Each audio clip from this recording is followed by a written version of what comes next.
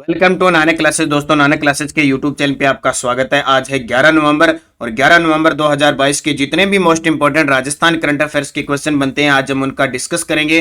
पूरा वीडियो ध्यान से देखना और लास्ट में मैं आपसे क्वेश्चन पूछूंगा जिनके जवाब आपको कमेंट बॉक्स में देने हैं। तो स्टार्ट करें। टुडे मोस्ट इंपॉर्टेंट क्वेश्चन की चर्चा करें। आज 11 नवंबर है। 11 नवंबर का दिन बड़ा ही ऐतिहासिक दिन हमारे लिए महत्व है क्योंकि इस दिन हम बनाते हैं राष्ट्रीय शिक्षा दिवस।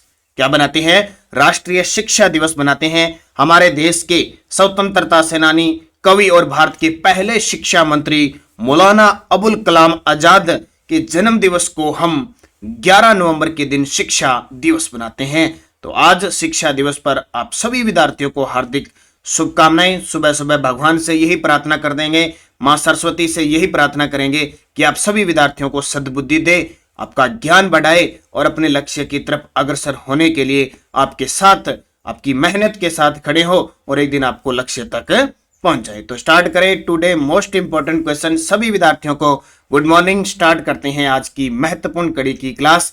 सबसे पहले कल के क्वेश्चनों को करते हैं रिवाइज। राज्य पर्यटन विभाग द्वारा 19-20 नवंबर को 2 दिवसीय वार्षिक विश्व सूफी संगीत महोत्सव जहां एक खुसरो का आयोजन कहां किया जाएगा? जयपुर में। हाल ही में राजकीय औद्योगिक प्रशिक्षण संस्थान बूंदी का नामकरण किसके नाम पर रखने की घोषणा की है? Doctor Bhimrao Ambedkar ji. Messrs wonder cement limited को राजस्थान के किस जिले में सीमेंट प्लांट व रेलवे साइडिंग की स्थापना के लिए भूमि आवंटन करने के प्रस्ताव को मंजूरी दी है? जैसलमेर। और पणजी गोवा में चल रही एनटीपीसी राष्ट्रीय जूनियर तीरंदाजी प्रतियोगिता में राजस्थान की प्रिया गुर्जर और यशवंत सिंह ने कौन सा पदक जीता है? रजत पदक। और माइंस डिपार्टमेंट की ओर से राजस्थान के किन जिलों में लाइमस्टोन के भंडारों का पता लगा है? जैसलमेर, नागौर और पाली। और केंद्रीय जल संसाधन मंत्रालय के पेयजल व स्वच्छता विभाग द्वारा आयोजित राष्ट्रीय समारोह में राजस्थान को कितने पुरस्कार मिले? 6।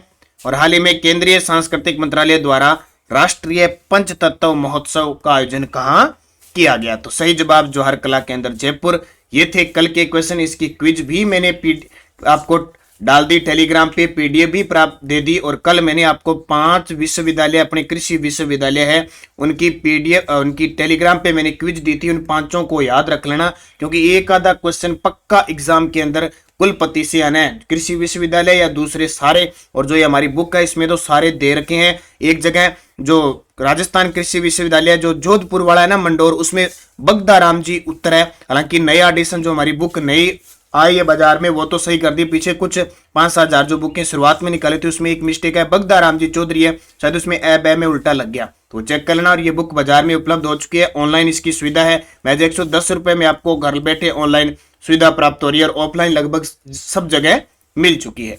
स्टार्ट करें आज की क्लास। पहला प्रश्न, राजस्थान के किस व्यक्ति को अणुवर्त गौरव सम्मान 2022 से सम्मानित किया जाएगा? जी बिल्कुल, डॉक्टर बंसीलाल बाबेल जो प्रतापगढ़ जिले के हैं उन्हें अणुवर्त गौरव सम्मान 2022 से सम्मानित किया जाएगा। आपके सामने है डॉक्टर बंसीलाल जी।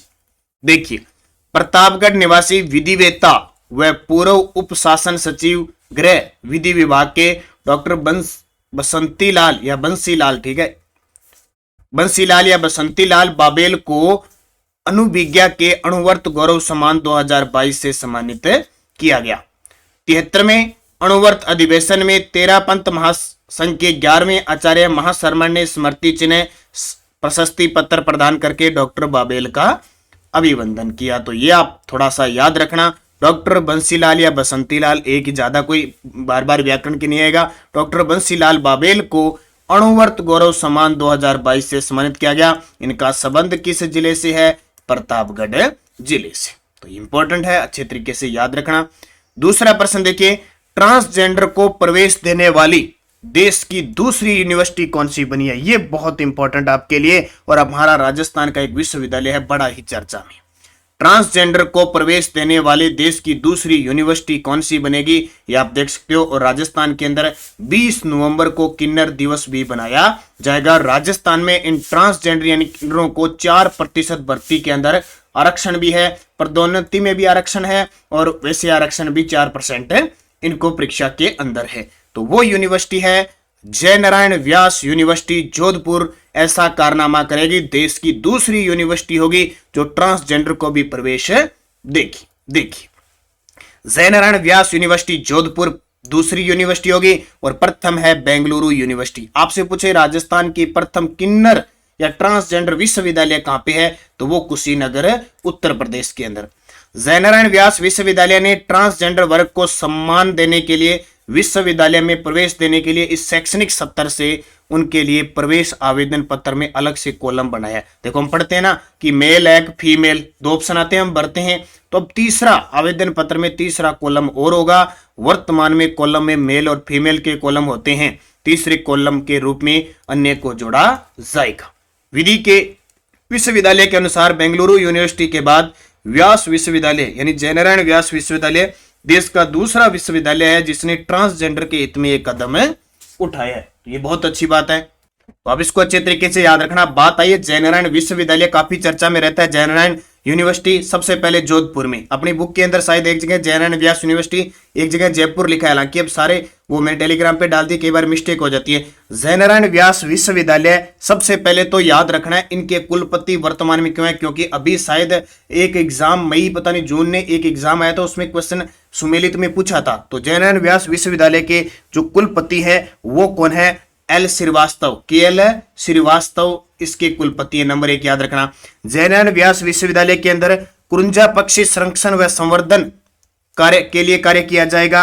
इसके अलावा जयनारायण व्यास विश्वविद्यालय के अंदर आदिवासी केंद्र स्थापित किया जाएगा। और जो 18वां दीक्षांत समारोह था उसमें हमारी सूर्य सम्राज्ञी 2001 में भारत रत्न प्राप्त लता मंगेशकर जी को और कृषि वैज्ञानिक MS स्वामीनाथन को मानद उपाधि से सम्मानित किया गया। तो इतनी बात आपको याद रखना है। वर्धमान खुला विश्वविद्यालय कोटा में है, राजस्थान विश्वविद्यालय जयपुर कोटा में है जिसके कुलपति राजीव जैन है, और सरदार पटेल पुलिस विश्वविद्यालय जो इसके कुलपति है आलोक त्रिपाठी, और वर्धमान विश्वविद्यालय को इसके संतोष सिंह। तो ये सारी चीजें आपको अच्छे तरीके से याद रखनी क्योंकि इंपॉर्टेंट है और क्वेश्चन में यहां से एक से पूछा जाएगा। तीसरा प्रश्न, नेशनल टैक्सेशन अवार्ड 2022। एक और बता देता हूं, कल हमने एक स्कॉलरशिप टेस्ट लिया था, उस टेस्ट में एक समस्या आ गई थी कि बहुत सारे विद्यार्थियों ने 0.56, 0.58 इस प्रकार किए थे, और हमें पता है कि अगर मैं भी 50 क्वेश्चन मैंने बनाए हुए अगर मैं दोबारा करूंगा तो भी 1 मिनट तो लगेगी, उससे ज्यादा लगेगी। तो ये कुछ मामला गड़बड़ाया था, हालांकि कुछ समस्या थी, ऐप में सिस्टम करना था भी एक से 2 क्वेश्चन तो हमारे गलत थे, और उससे उन विद्यार्थियों ने अब गलत के उत्तर भी सही किस प्रकार का सिस्टम किया है। इसलिए आप सभी विद्यार्थी आप चिंता मत कीजिए, आप सोचते हुए हमारे साथ जो पढ़ने वाले हैं या पढ़ने वाले आप सभी हो, लेकिन ये संभव नहीं है कि आप 50 क्वेश्चन 1 मिनट से कम में ही करो, तो वो कोई तैयारी का मतलब नहीं है। इसका मतलब जो बंदा 1 मिनट से पहले कर रहा है, एग्जाम आएगा जहां 150 नंबर का या 100 क्वेश्चनों का, तो उसको तो सिर्फ और सिर्फ कितने 2.5 मिनट चाहिए। तो इसलिए इस एग्जाम को हम वापस रद्द करते हैं और अलग से सिस्टमेटिक से 12 तारीख को, यानी आज 11 हो चुकी है, कल 12 को 7 बजे से लेकर 7:30 तक दोबारा करवाएंगे आप सभी की मांग के आधार पर, क्योंकि बहुत सारे विद्यार्थियों ने 15-15 मिनट लगाए हैं, 20 मिनट बड़े ही आराम से उस पेपर को किया है, और वास्तव में हमने तैयारी को परखने के लिए वो टेस्ट लिया था, न कि ये काम करने के लिए। तो एक बार इसको रद्द किया जाता है, उसके बाद हम पूरा विचार विमर्श करके इसको 12 तारीख को वापस टेस्ट करवाएंगे और फिर उसके अंदर रैंक जारी होगी। और ये जो 56.56 है, अब इन्होंने किस प्रकार लिया हमें पता नहीं है, इन्होंने क्या किया नहीं किया होगा, लेकिन मैंने ट्राई करके देखा था कि 0.56 सेकंड में होना ये संभव नहीं है, इसलिए इसको रद्द कर दिया जाता है। और एक सिस्टमेटिक तरीके से थोड़ी सी तकनीकी हो सकता है, तकनीकी सिस्टम हो इसका, वो देख के और फिर हम स्कॉलरशिप दोबारा टेस्ट लेंगे, और टेस्ट उसी के अंदर लेंगे। ध्यान रखना, चिंता मत कीजिए, उसकी वैलिडिटी थोड़ी सी बढ़ा दी, अगर कोई और विद्यार्थी करना चाहे भाग लेना चाहे तो भी ले सकता है। 12 तारीख को शाम को होगा, तो आप घबराए नहीं सभी विद्यार्थियों। आप सभी के साथ जो चीजें हैं हम लगातार आपके साथ, हमारा काम सिर्फ शिक्षा से जुड़ा हुआ है, आप सबको शिक्षित करना, नौकरी लगाना हमारा टारगेट है। हाँ, ऐप के अंदर 50 रुपए, 100 रुपए, 75 रुपए, 200 रुपए हम टेस्ट सीरीज के लेते हैं, क्योंकि हमारी टेक्निकल टीम इतने बंदे काम करते हैं जो, तो उनको देना जरूरी होता है। तो क्योंकि रोजगार चलाना भी जरूरी होता है, हर एक चीज काम करना जरूरी है, नहीं तो फ्री में 5-10 दिन कोई करेगा, 15 दिन महीना करेगा, उसके बाद में वो कह देगा कि मैं फ्री नहीं करूंगा। इसलिए हमने छोटा मोटे ये ऐप के अंदर चार्जर ले रखे हैं। और आज आपको शिक्षा दिवस पर हमारे जितने भी कोर्सेज चल रहे हैं उसमें 20% की छूट दी जा रही है। 10 बजे से ये छूट शुरू हो जाएगी, 20% की आप छूट है। कोई कोर्सेज लेना चाहते हो तो ले सकते हो। तो ये आपको मैंने थोड़ी सी सूचना दी। नेशनल टैक्सेशन अवार्ड 2022 में राजस्थान सरकार को 2 गोल्ड पुरस्कार प्राप्त हुए हैं। यह किस कैटेगरी में दिए गए हैं? एक तो मिला है कर प्रबंधन में सबसे अधिक सुधारवादी राज्य, और दूसरा SGST वेट कैटेगरी के अंदर। ये 2 पुरस्कार उन्हें मिले हैं। उपयुक्त तीनों लिखना था, यहां लिख देता हूं उपयुक्त दोनों, उपयुक्त दोनों। ठीक है, कर प्रबंधन में सबसे अधिक सुधारवादी राज्य है, और SGST वेट कैटेगरी में ये देख सकते हो राजस्थान को प्रमाण पत्र दिया गया। तो नेशनल नेशनल टैक्सेशन अवार्ड 2022 में राजस्थान को प्राप्त 2 गोल्ड पुरस्कार। 9 नवंबर 2022 को टैक्स इंडिया ऑनलाइन द्वारा नेशनल टैक्सेशन अवार्ड 2022 की घोषणा करते हुए राजस्थान सरकार को कर प्रबंधन में सबसे अधिक सुधारवादी राज्य यानी मोस्ट रिफॉर्मिस्ट स्टेट व SGST वेट कैटेगरी में श्रेणियों में गोल्ड पुरस्कार प्राप्त होता है। बहुत ही इंपॉर्टेंट है। राजस्थान सरकार को स्टेट वेट श्रेणी में भी प्रथम आने पर गोल्ड अवार्ड प्रदान किया गया। उससे पहले आपको पता है जल प्रबंधन वाले के अंदर राजस्थान को दूसरा पुरस्कार मिला हुआ है, खनिज वाले के अंदर भी राजस्थान को दूसरा पुरस्कार मिला हुआ है, कृषि कर्मण पुरस्कार 2017-18 में राजस्थान को पहला पुरस्कार मिला हुआ है, और स्मार्ट सिटी मिशन योजना में भी राजस्थान प्रथम स्थान पे है। तो कुछ पुरस्कारों में गुड गवर्नेंस के अंदर है, मतदाता सूची में नाम जोड़ने पर राजस्थान प्रथम है, गुड गवर्नेंस में राजस्थान प्रथम स्थान पे है। तो अलग अलग रैंक बहुत सारी है राजस्थान की। अब देखो बूस्टर डोज देख लो, थोड़ा सा हो सकता है यहां से क्वेश्चन थोड़ा गहराई से पूछ ले। राज्य सरकार द्वारा IFMS प्लेटफॉर्म पर नवाचार करते हुए उसमें व्यवहारिक परिवर्तन किए गए, प्रक्रियाओं का मानकीकरण और मानवीय हस्तक्षेप में कमी करने से इसे और अधिक जन उपयोगी बनाया गया है। इसे भुगतान व राजस्व एकत्रित करने में मदद मिली है। ठीक है, ये कार्य किए गए, इसके लिए पुरस्कार दिया गया। इसी प्रकार राज्य कर विभाग द्वारा GST कानून के दरों की प्रभावी वसूली की गई है, जिससे गत वर्ष की तुलना में 26% अधिक राजस्व एकत्रित हुआ है। अभी पता था ना अक्टूबर तक कितना GST प्राप्त हुआ है। राज्य सरकार द्वारा वर्षों से लंबित बकाया राशि के निष्पादन के लिए एमनेस्टी स्कीम 2021-22 घोषणा की, और इसी क्रम में 2022-23 में बजट में व्यवहारी सुविधा केंद्र की स्थापना और GST कानून के तहत ई-वे बिल की सीमा 1 लाख से 1 लाख तक बढ़ाकर व्यवहारियों को राहत प्रदान की गई जो अच्छा व्यवहार रखते हैं। तो ये अच्छे काम किए गए, उस वजह से सरकार को 2 गोल्ड पुरस्कार दिए गए। चौथा, 24 नवंबर से 4 दिसंबर 2020 को 24वें तीर्थंकर श्री महावीर जी का मस्तकाभिषेक महोत्सव कहां आयोजित होगा? ये क्वेश्चन पहले जब हुआ था पिछले साल क्वेश्चन पेपर में आ चुका है। 24वें तीर्थंकर, पहले तीर्थंकर पूछे तो आदिनाथ या ऋषभदेव जी, आदिनाथ या ऋषभदेव जी है। तो श्री महावीर जी का मस्तकाभिषेक महोत्सव कहां आयोजित होगा? करौली के अंदर। तो 24 नवंबर से 4 दिसंबर तक होगा, ये जब पूरा होगा, और इसकी डिटेल हम पढ़ेंगे जैन समाज के 24वें तीर्थंकर। 11 से 23 मार्च 2023 को राजस्थान इंटरनेशनल एक्सपो का आयोजन कहां किया जाएगा? 11 से 23 मार्च 2023 को राजस्थान इंटरनेशनल एक्सपो का आयोजन कहां किया जाएगा? जोधपुर में। तो 11 से 23 मार्च 2023 को राजस्थान इंटरनेशनल एक्सपो का आयोजन जोधपुर में। बस इतनी चीजें हमें याद करने वाली, जब ये होगी पूरी डिटेल उनकी उस समय पढ़ेंगे। देश की सबसे बड़ी वाटर टनल राज्य में किस परियोजना पर बनाई जा रही है? तो ये पहले भी एक मैंने जब ये परियोजना पढ़ाई थी आपको, परवन परियोजना, तो उसके बूस्ट डोज में बताया था देश की सबसे बड़ी वाटर टनल जो है वो राज्य में परवन परियोजना पर बनाई जा रही है। तो परवन परियोजना के तहत लगभग 8.7 किलोमीटर लंबी देश की सबसे बड़ी जल प्रवाह भूमिगत टनल होगी। इसकी खुदाई का कार्य पूरा हो चुका है और अभी निर्माणाधीन है, चल रही है। परवन परियोजना की बात करें तो परवन नदी पर ये काली सिंध में है। इससे जो 12 क्षेत्र है, झालावाड़ क्षेत्र है, उसको लाभ होगा, और पूर्वी राजस्थान नहर परियोजना के तहत ये निर्माणाधीन है। तो ये इंपॉर्टेंट है, बहुत ही खास है ये क्वेश्चन। परवन है, ईसरदा है, पूर्वी राजस्थान नहर परियोजना है, नवनेरा है, यहाँ से क्वेश्चन पूछे जाते हैं। PDF आपको टेलीग्राम पे मिल रही है, PDF मिल रही है, क्विज मिल रही है, आपको सारा कुछ मिल रहा है। कोई भी लिंक, कोई भी सूचना आपको, जो इंपॉर्टेंट चीजें आपको ताजा मिल रही है। और अगले दिन 12 और 13 को वन रक्षक का एग्जाम है। सभी विद्यार्थियों को हार्दिक शुभकामनाएं। करंट अफेयर्स के लिए जनवरी 2 अक्टूबर की मेरी एक क्लास लगाई हुई है, वो जरूर देख के जाना। और ये बुक है, अगर आप तक मिल गई हो तो आप एक बार जरूर रीडिंग करके जाना। बड़ी ही शानदार बुक है, मान के चलो 10-12 प्रश्न आते हैं तो एक आधा अपवाद होता ही होता है, बाकी क्वेश्चन आपको सारे मिल जाएंगे। तो आप निरंतर अध्ययन करें, अच्छे तरीके से पढ़ें। पिछले वीडियो का क्वेश्चन क्या था? प्रतियोगी परीक्षाओं की तैयारी करने वाले युवाओं के लिए लाइब्रेरी बनाने हेतु मिशन एकलव्य अभियान किस जिले में चलाया जा रहा है? तो सभी विद्यार्थियों का सही जवाब था चित्तौड़गढ़।